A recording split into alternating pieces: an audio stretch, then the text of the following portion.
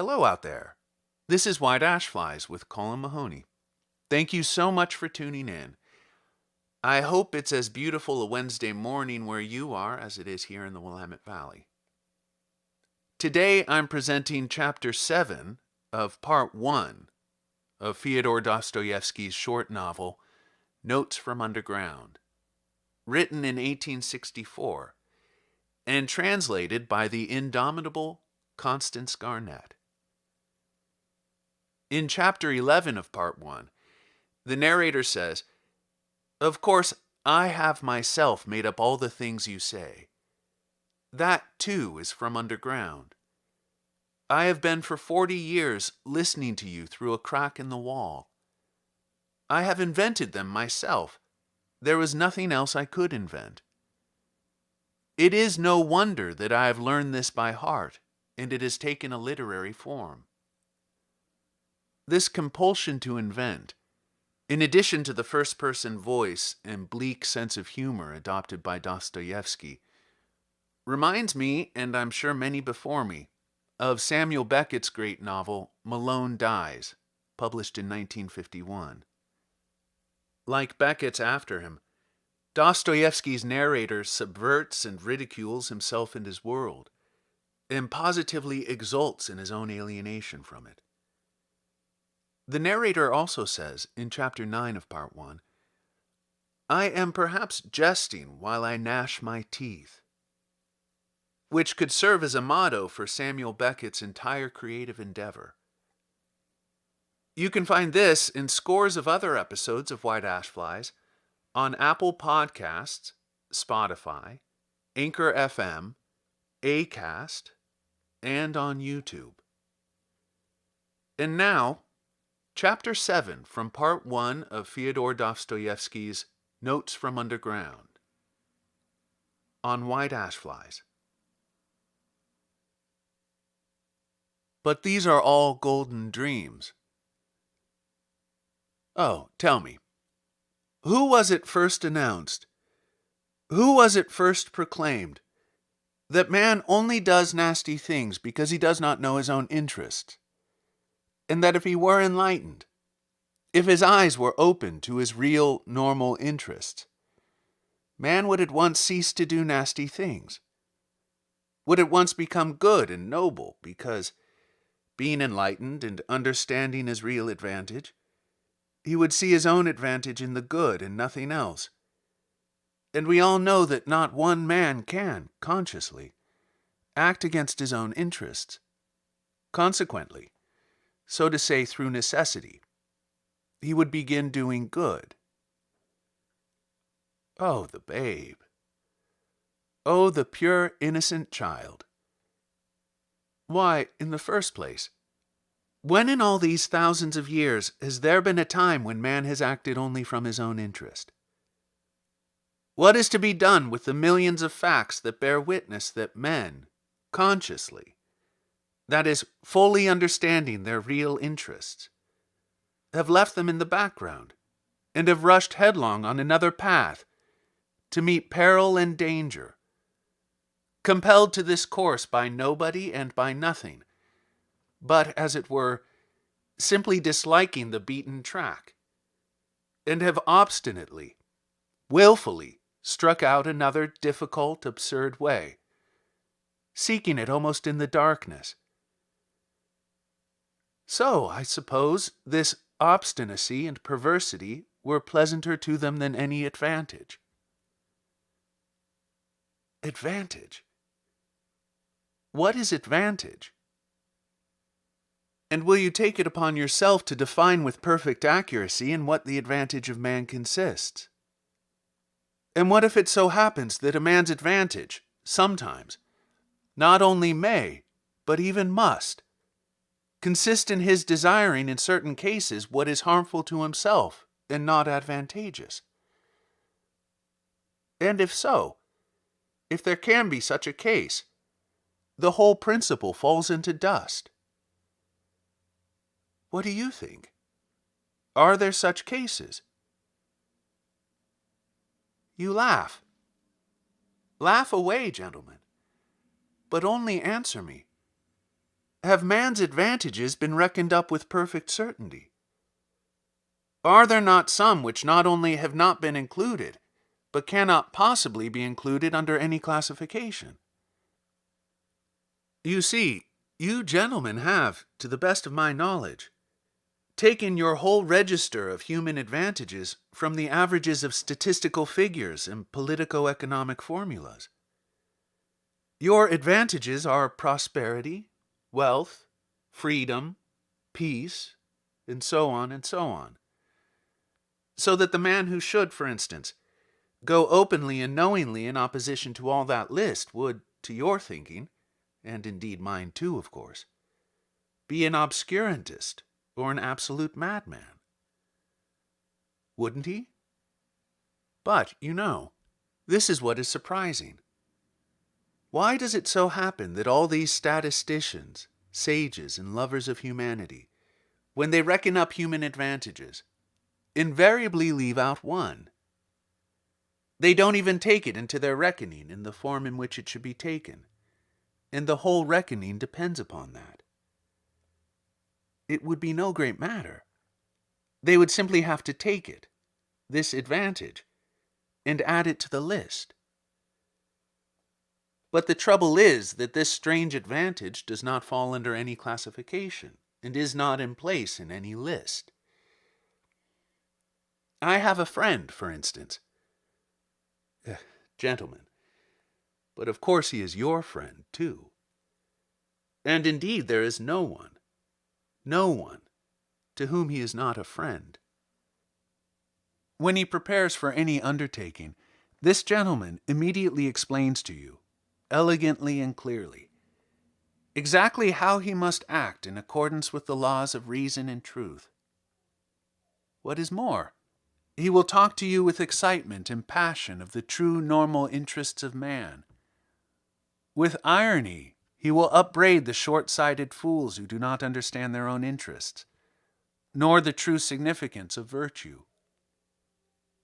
And within a quarter of an hour, without any sudden outside provocation, but simply through something inside him which is stronger than all his interests, he will go off on quite a different tack.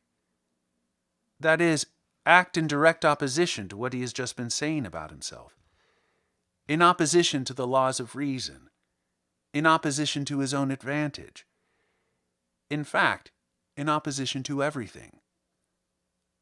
I warn you that my friend is a compound personality, and therefore it is difficult to blame him as an individual. The fact is, gentlemen, it seems there must really exist something that is dearer to almost every man than his greatest advantages. Or, not to be illogical, there is a most advantageous advantage, the very one omitted of which we spoke just now, which is more important and more advantageous than all other advantages, for the sake of which a man, if necessary, is ready to act in opposition to all laws, that is, in opposition to reason, honor, peace, prosperity. In fact, in opposition to all those excellent and useful things, if only he can attain that fundamental, most advantageous advantage, which is dearer to him than all. Yes, but its advantage all the same, you will retort. But, excuse me, I'll make the point clear. And it is not a case of playing upon words. What matters is that this advantage is remarkable from the very fact that it breaks down all our classifications, and continually shatters every system constructed by lovers of mankind for the benefit of mankind. In fact, it upsets everything. But before I mention this advantage to you, I want to compromise myself personally. And therefore, I boldly declare that all these fine systems, all these theories for explaining to mankind their real normal interests, in order that inevitably striving to pursue these interests that they may at once become good and noble, are, in my opinion, so far, mere logical exercises, Yes, logical exercises. Why, to maintain this theory of the regeneration of mankind by means of the pursuit of his own advantage is, to my mind, almost the same thing as to affirm, for instance, following Buckle, that through civilization mankind becomes softer, and consequently less bloodthirsty and less fitted for warfare. Logically, it does seem to follow from his arguments. But man has such a predilection for systems and abstract deductions that he is ready to distort the truth intentionally. He is ready to deny the evidence of his senses only to justify his logic. I take this example because it is the most glaring instance of it. Only look about you. Blood is being spilled in streams, and in the merriest way, as though it were champagne. Take the whole of the 19th century in which Buckle lived. Take Napoleon the Great, and also the present one. Take North America, the Eternal Union. Take the farce of Schleswig-Holstein. And what is it that civilization softens in us? The only gain of civilization for mankind is the greater capacity for variety of sensations, and absolutely nothing more. And through the development of this many-sidedness, man may come to finding enjoyment in bloodshed. In fact, this has already happened to him. Have you noticed that it is the most civilized gentlemen who have been the subtlest slaughterers, to whom the Attilas and Stenka Razins could not hold a candle? And if they are not so conspicuous as the Attilas and Stenka Razins, it is simply because they are so often met with, are so ordinary, and have become so familiar to us. In any case, civilization has made mankind, if not more bloodthirsty, certainly more vilely, more loathsomely bloodthirsty.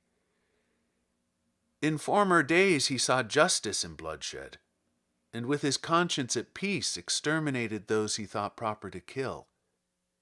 Now we do think bloodshed abominable, and yet we engage in this abomination, and with more energy than ever. Which is worse? Decide that for yourselves. They say that Cleopatra, excuse an instance from Roman history, was fond of sticking gold pins into her slave girls' breasts, and derived gratification from their screams and writhings.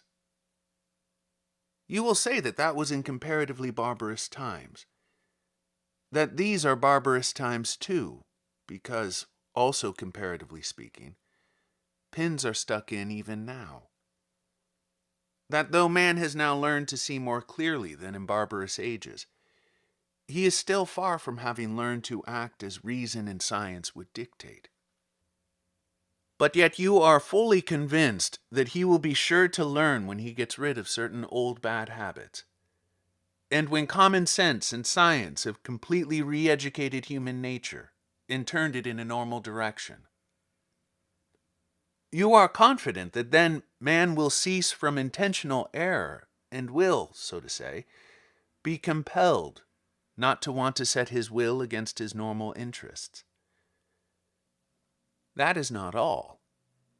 Then, you say, science itself will teach man, though to my mind it's a superfluous luxury, that he never has really had any caprice or will of his own, and that he himself is something in the nature of a piano key or the stop of an organ, and that there are, besides, things called the laws of nature, so that everything he does is not done by his willing it, but is done of itself, by the laws of nature. Consequently, we have only to discover these laws of nature, and man will no longer have to answer for his actions, and life will become exceedingly easy for him. All human actions will then, of course, be tabulated according to these laws, mathematically, like tables of logarithms up to 108,000, and entered in an index, Or, better still, there will be published certain well-intentioned works in the nature of encyclopedic dictionaries, in which everything will be so clearly calculated and noted that there will be no more deeds or adventures in the world. Then, this is all what you say, new economic relations will be established, already made and worked out with mathematical exactitude, so that every possible question will vanish in the twinkling of an eye, simply because every possible answer to it will be provided. Then the Crystal Palace will be built. Then, in fact, those will be halcyon days. Of course, there is no guaranteeing, this is my comment, that it will not be, for instance, frightfully dull then. For what will one have to do when everything will be calculated according to tables? But, on the other hand, everything will be extraordinarily rational. Of course, boredom may lead you to anything. It is boredom sets one sticking gold pins into people. But all that does not matter. What is bad, this is my comment again, is that I dare say people will be thankful for the gold pins then. Man is stupid, you know. Phenomenally stupid. Or rather, he is not at all stupid, but he is so ungrateful that you could not find another like him in all creation. I, for instance, would not be in the least surprised if all of a sudden, apropos of nothing, in the midst of general prosperity, a gentleman with an ignoble, or rather with a reactionary and ironical, countenance, were to arise and, putting his arms akimbo, say to us all, "I say, gentlemen, hadn't we better kick over the whole show here and scatter rationalism to the winds, simply to send these logarithms to the devil, and to enable us to live once more at our own sweet foolish will?" That, again, would not matter. But what is annoying is that he would be sure to find followers. Such is the nature of man. And all that for the most foolish reason, which one would think was hardly worth mentioning.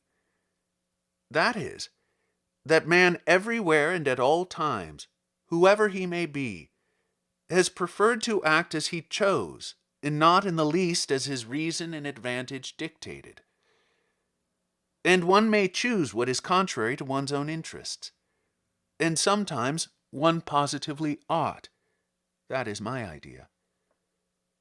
One's own free, unfettered choice, one's own caprice, however wild it may be, one's own fancy worked up at times to frenzy, is that very most advantageous advantage which we have overlooked, which comes under no classification, and against which all systems and theories are continually being shattered to atoms.